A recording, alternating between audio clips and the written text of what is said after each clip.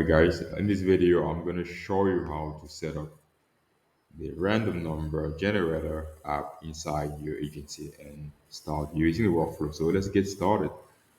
At the level for app marketplace, you search for the app, you click on it, you go at install, you select the sub account where you want the tool to be installed in, continue, allow and install. New page opens for you to copy this custom menu link URL.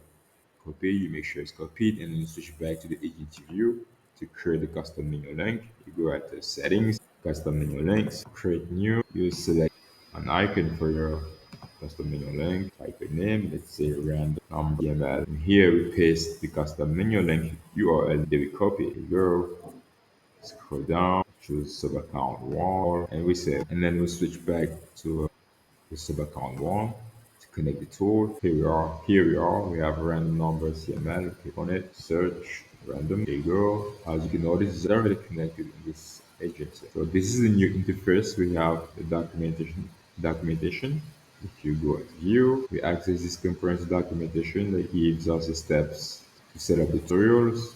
Here we have the smart Q guide that's gonna help you getting the credentials. Here the setup video, the level setup. You can check the status of the app. If it's not connected, just go at the start setup at support. If you encounter a bug, you can just come here and create a ticket. You fill the form, you submit, and instantly you're gonna receive an email notification letting you know that your ticket has been created and the team is working on it. You can also book a call with the team, with the support at the level of change log.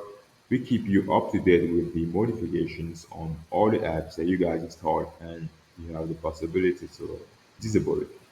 That's pretty much, guys. If you ever have any question, feel free to reach our support team, who is also available 24/7 to answer all your questions. Thank you for watching.